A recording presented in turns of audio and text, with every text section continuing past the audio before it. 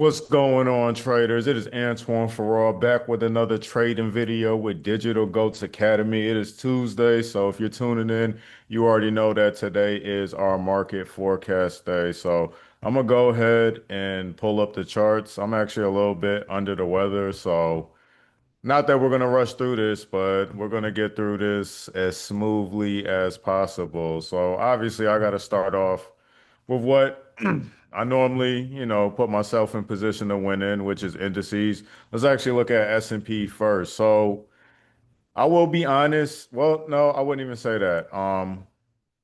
As far as indices now, we do know that we're in a bull market. You know what I'm saying? So currently the market has been not necessarily trend. Well, overall, the market has been trending up for indices, but now we're in this range. And really, if we look at US 30, that was kind of like our first indicator, even though um, we did have a lot of indicators that price was telling us it was actually trying to push up from this range, but we did mention that. We did mention that this was a range. We were expecting price to go lower. That's not what happened. Price pretty much broke out Friday, yeah. Friday with this bull move, which again is clearing the air on any confusion that we had on US 30. I just thought that we might have had a deeper pullback, but I guess what price decided to do was correct itself by ranging. So now that we, know what the overall direction is, we can expect S&P and the Nasdaq to do the same thing. Man, I sound horrible. I didn't even listen to myself, but I sound horrible. But anyway, so Nasdaq, S&P. Now that we have that breakout of US 30, I'm expecting obviously the same reaction for S&P. S&P already created a new high, and what it's looking like it's trying to do is continue pushing that high up. But obviously, like any move in the market, we do need some type of pullback, or we are trying to see if price is going to push back at least somewhere close to these levels for a better buy area. So that way we're not buying high when the market tells us that it wants to actually like push down to correct itself and then push up from here. We did mention this like last week, maybe a week ago, maybe 2 weeks ago. I can't remember. I mean, we talk about the chart so often. We did mention this area specifically for S&P. I said I do expect the market to react off of this area, which it did. To me, this is the support structure that S&P needed, especially when you're looking at the time frame. It's a 4 hour time frame. So obviously, the higher the time frame, the truer the direction. That's something that we live by. So now that we've created support, and again, if you've been following us last year, which if you've been tuning into our channel, make sure you hit that subscribe button as well. But if you've been following us last year, we saw that happen pretty often with indices. We saw that price would find support, and it normally would be the two-touch scenario. Price would drive down, test this area, and then push up, right? And normally we would see like whether it was like a bear move or a buy or a bull move, but in this case we're looking at it for buys that price had like a leading, I wouldn't say a leading candle. Well, if we took it to the daily, you could say that price had like a leading indicator that price was pushing up. What hold on. Okay, so yeah, that was from last year. That was from that area. So as you can see, on top of that, this is when Trump made that announcement in October last year that he was going to do 100% tariffs. So again, small little subtle hints that we use to keep up the um, as far as like the directional bias. So since price has basically been remaining above that, if we drag this all the way back here and it has yet to try to push down to these lower levels, and it's been creating structure that we know is pretty sound. We can pretty much establish that this is a bull move, right? But what we're expecting is for a price to at least pull back for indices, especially with like how US 30 got super bullish. US 30 got ridiculously bullish and a continuation today. So I think that move up today was pretty much like a false sense of security for the buyers to entice people to buy at that level, bring the market down slightly, which depending on how you're moving, it could hurt, and then buy back up. So just from what we've seen last year, and again, we're using a lot of the influences we had last year to make determinations since we don't have a lot of economic data as far as like news. So we do just have to rely on technicals and, patterns that we've seen in the market. This is consolidation moving upward. We know that. And normally when we see a pattern, whether it's downward or upward, if price ran away from it, you probably will have price try to pull back and test it after making a big move. And this was our big move. And like I said, within S&P, just alone, it's staying below this opening bell. So this was, what day was this? February 3rd at, oh, this wasn't even, yeah, yeah, February 3rd at opening bell, so 9:30. We're staying below that. We're at the jolts data area. You know what I'm saying? And I know that, some traders may be like, well, how does that factor in? Like these are these are just indicators that we use to say that, okay, if price is staying because this was a major candle, so we had information that was triggered by news that for the market to create this down move. And then now we have price pushing all the way back up into this opening bell area. So I do factor that into the market whenever I identify like a candle being triggered by news. So if price staying above or below it, just like what we saw with what I just mentioned as far as like when Donald Trump did the 100% tariffs against China. Well, he said, and then he reneged on it. He didn't do 100%. So clearly he was trying to manipulate the market. Even this area over here where we indicated that we knew that once price broke here that we were selling, so we can see that price broke it over here. And we did have our sell move, but at that point the market was exhausted. So what we're looking at now is for, like I said, S&P to actually push down to this level. So I don't know if it'll be exactly 6802. Let's see. Where does that put us on a Fibonacci? That puts us between the 786 and the 618. I do know because it's early in the year, definitely indices love pushing lower than just like shallow pullback. So somewhere in this area, I would assume that the market, if we get price to push us back down, that the market is going to test in this general area and then buy back up. So once we hit around like I don't think that we'll hit the 78 mark, but I do think that in this price area, so we could come short and hit 618. But that's if we get the clearance that price is pushing back down. Now, make no mistake, we're looking at an opportunity for a buy move because that's what the market has been telling us that it's been trying to do. We've been knew that, but we thought that we might had some type of like cool off that was consistent with how price normally moves, but there's a lot of new information being pressed into the market these days. So that we have talked about that we can't go by like the old laws of trading, like how a lot of successful traders made their money, you know what I'm saying? Back in the day. But so we're the new traders. We have to obviously take in the information, be able to process it and regurgitate it back out to the new school, you know what I'm saying?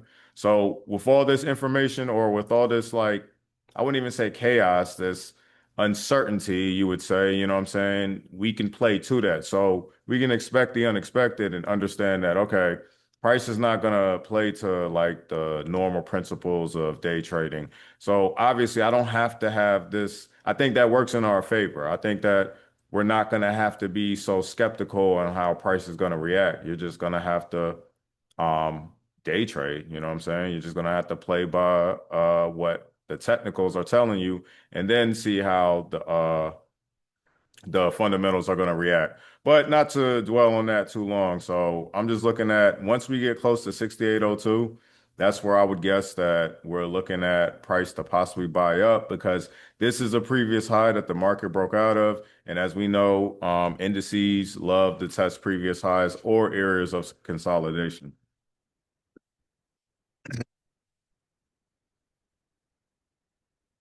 So US 30, we had that we had that breakout today. Man, my voice is hoarse. We had that breakout today, which I expected something like this. I was actually looking for a buy move, but I didn't want to buy in this general area, and then price does a sweep. So as you can see, it consolidated around here, but we did have this major move, you know what I'm saying? So we did have this major sell move. So what I'm expecting or what I'm looking for is for a price to actually push down either back to this consolidation area or this gap. We can see price come back to this area because it's only the fact that it played around in this gap. I would think that price would at least want to come back low, or as we've been seeing, like previous highs. So it could kiss the top of this or um, head back into this consolidation territory. But I do think that the market is trying to push down just so it can correct itself. So we have areas that the market did break out of. So I wouldn't think that indices would try to. This to me would be like a shallow pullback. But again, let's pull out our handy dandy Fibonacci. See where consolidation places us. So this puts us at 50%. So this is like where you would start looking for buys. You know what I'm saying? Not necessarily buy here, but you would start looking for opportunities to see how low price would go. We have a gap right here that we know. Now it's from this gap is from all the way, what was this? January 16th. So this information is from January 16th. But as long as price is like playing around that area, we're still gonna play off of that for information. So oh snap. So that's why I'm dragging it out, and that's why I'm still paying attention to that gap, even though price has already kind of like moved around it. But this could be an area where price tries to test on top of what do we have here? Consolidation within this gap. So if we get in this area, like I said, once it crosses this threshold, based off of how price is looking, once it crosses this threshold, we'll know to start looking for buys. But our comfortable area would be somewhere around here, within this consolidation, within this gap. Again, we have to be open-minded that price could go lower because we do have information from this area over here, which was February 1st. So yeah, I could see price pushing as low as 48, 750 just to test the area and then bring the market back up. But like I said, clear as day. If you look at it on the daily, just makes sense.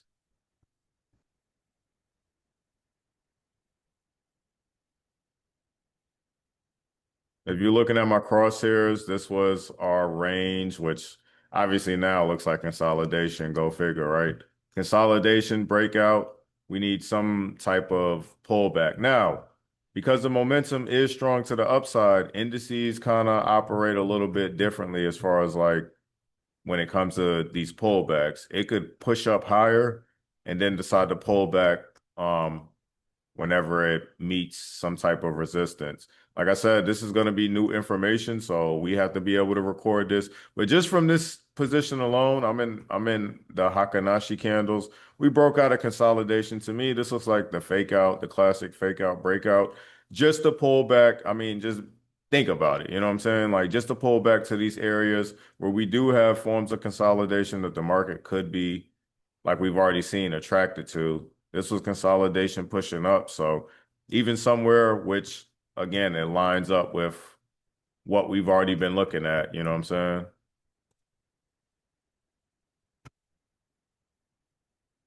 So that's what I'm looking at for US 30. So that lowest point that I'm targeting at first is 49.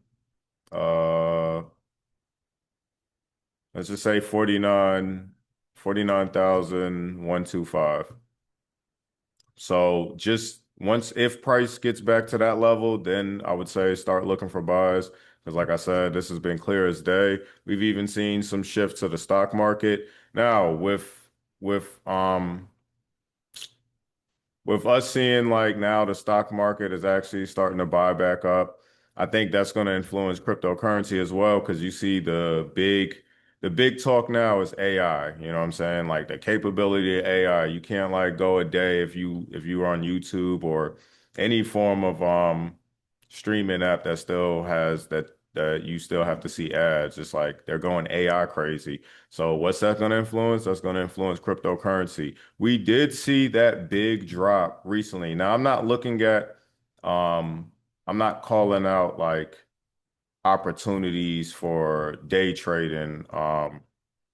Day trading opportunities for cryptocurrency. We don't do that.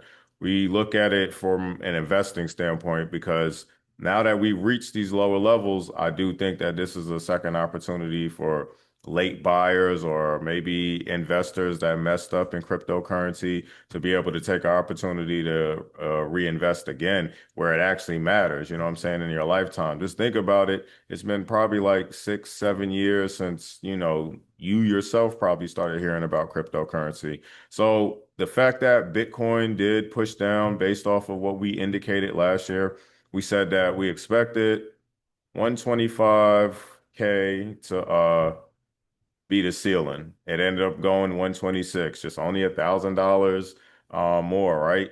So once we hit that wall, once we hit that rooftop, we expected the market to drop. Now, the market could drop a little bit more. I'm not saying that it couldn't, but just in this general area, this was one of the areas that I primarily was looking to start reinvesting. So even if it does go lower, I don't look at cryptocurrency as something that's going to go to zero. So even if Bitcoin was to go back to like 40K, that's good. That's good for new investors. Like you should be thankful that that happens. Now, if you bought it like if you bought it within like the past like year, you know what I'm saying? Basically, year or two, like yeah, you're over here sweating bullets. But I do think that this is a good time to reinvest for like I said, new investors or investors that missed opportunities. So if I'm just looking at what we've already been anticipating, one, we got to see if price is gonna, because again, cryptocurrency, especially Bitcoin, has a strong foundation. Has a strong foundation as far as like identifying the easiest thing, support resistance. We identified an area over here, even though it kind of played with us, but if basically I stuck to the higher time frame and I had assessed this like we were able to spot that it was selling off. So we were already anticipating the sell like when price was right here because it just didn't seem that if price was buying up, it should have continued. So we expected it. One, we expected it up here, we expected it over here. So we've been pretty on point with our expectations on how cryptocurrency is moving, but we still got to see where the floor is going to be made at. Right now, it's a lot of uncertainty, and with companies getting like more proactive and using AI, which is probably going to have some form of like crypto token connected to it. They obviously want to buy, these crypto tokens and invest in them at a lower price. I don't want to be paying 125K for Bitcoin when it was there.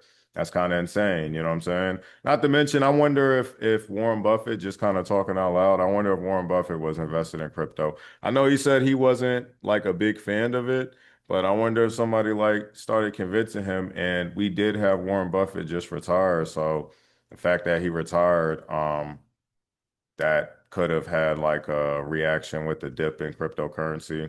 But as far as like a floor, like I said, I'm still, now that we reached here, I would like to see price either touch 60K again or come down to like 50K. After it reached 65K, which I didn't expect 60, we said that our next target, if price was still selling, was going to be 50K, which we're going to still like look for that. But I got to just see how price is like building like a floor, if it's building a floor anywhere. Right now, it doesn't look like it's building a floor, which means that I expect the same reaction to happen to indices too, because they're not in tandem, but they kind of influence each other's behavior. So when we're looking at the breakout of US 30, I know US 30 has been like we saw earlier, very aggressive to the upside. But just this move over here, that happened today, I think that that's a stall out, getting buyers to buy up here and then swing the market all the way down to a lower position to buy back up at.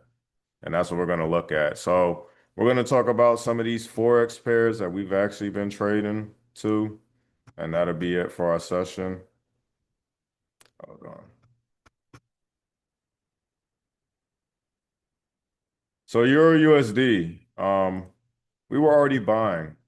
We were already buying up. Remember, we had already said that we were expecting for the euro to get bullish. We were expecting the euro to get bullish because the euro, what it seemed like is that the Europeans was fighting back against Trump.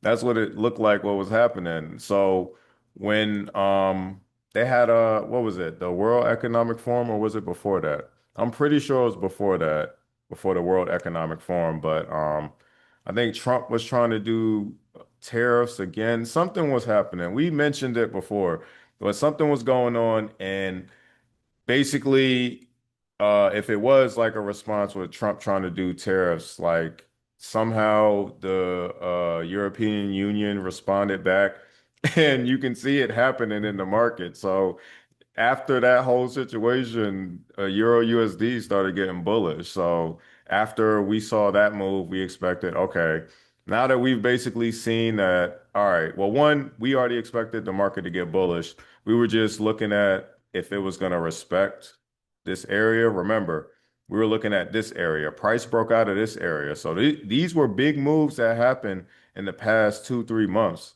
which is crazy. So we were expecting price to reject this area. It broke through.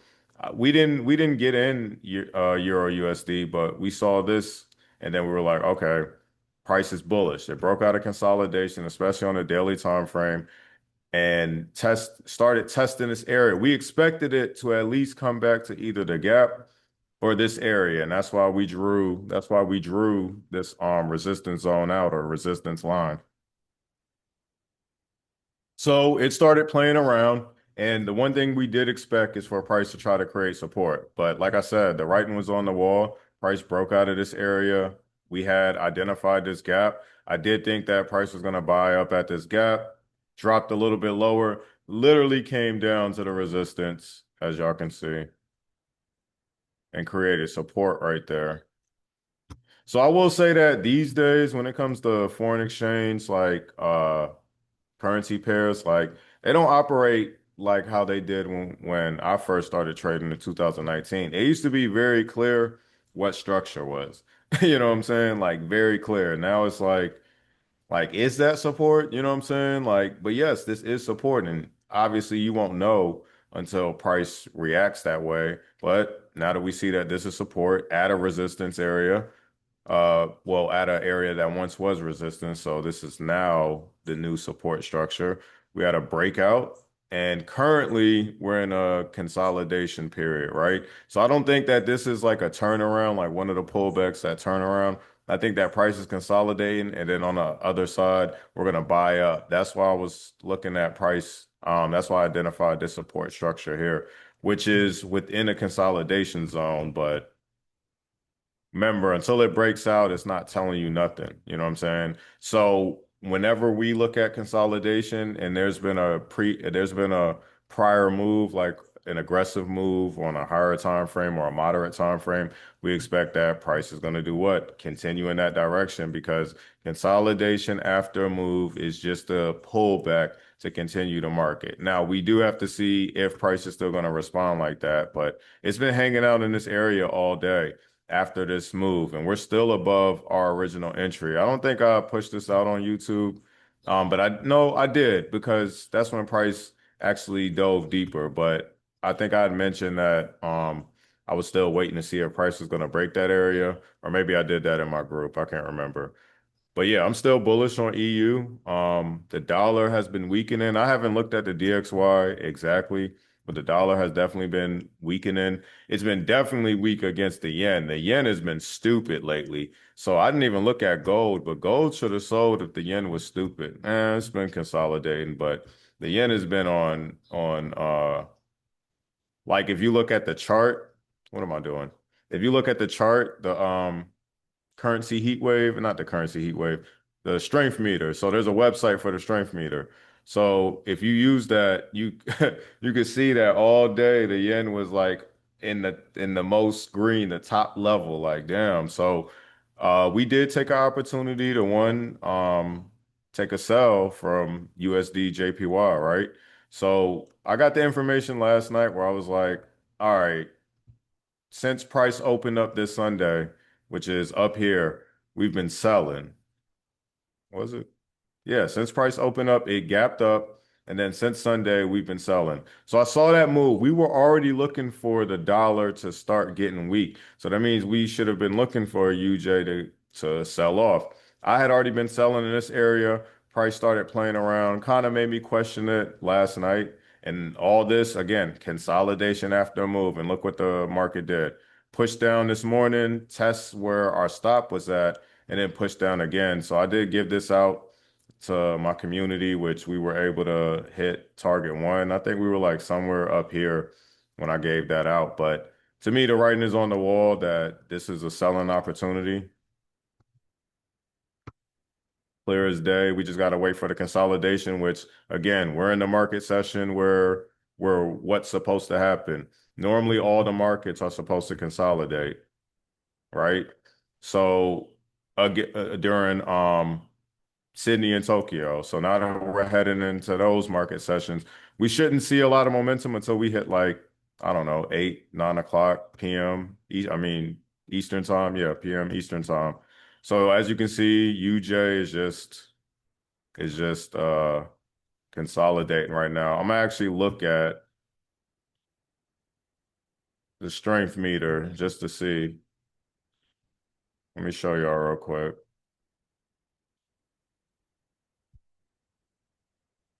Mm. So this is something that I use. I was actually talking to my group today and I told them this is old school for us. This is old school. But since we don't have a currency strength meter anymore, which was real time, because they want to charge for fucking everything, right? And want to make a profit somehow. We got to use this, which you would have to refresh this page every so often. So we normally say anywhere from 15 to 20 minutes, refresh your page.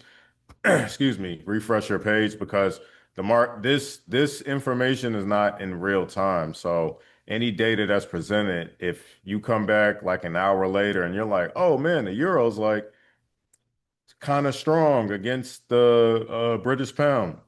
I can take a buy and you didn't refresh your page, it's going to give you wrong information. I mean, hopefully when you go to the charts, you'll be like, that doesn't look right. But, I was once a novice trader as well, and I did shit like that. You know what I'm saying?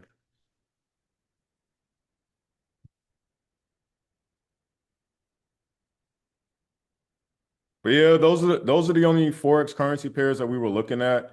And I already mentioned cryptocurrency, so I am looking at Bitcoin to come down a little bit more. We'll see where its stopping point is, but again, it's the beginning of the year, slow progress, a lot of data that's supposed to be fed in from the previous year, and any new information that's going to be fed into the market. But obviously, we'll have like more updates. But like I said, for the euro. I'm still looking at it continue being bullish, even though we're in that consolidation period. And then with UJ, I am looking for it to still sell. Indices, I'm just looking for a pullback to buy back in. So I don't like taking the opposite. Like if I'm looking for a buy, I'm not gonna jump in for a sell. It would have to like just be blatant to me at this point. You know what I'm saying? I'm gonna trade with the trend. So we are looking for indices to pull back a little bit, hopefully, and then we get an opportunity to buy back in, and then it's just smooth sailing from here. Trump had predicted, oh, this is what he predicted. He predicted that the Dow Jones will be at 100K by the end of his term.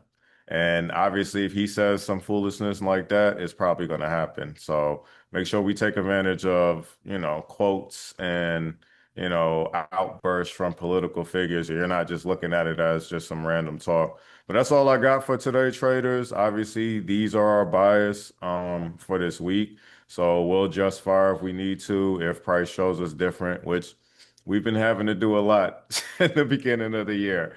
We have been having to do a lot, but for Forex bears, I think it's clear as day. We just got to see how prices like deciding to pull back or where it's moving. But I'll catch y'all in the next video. If you're tuning in now, you can stay on. If you're on Zoom, you can stay on. But I'm Antoine Farrar as always. I hope y'all have a successful trading week, and I'll catch y'all in the next video, Digital Goats Academy. I'm signing off. Peace.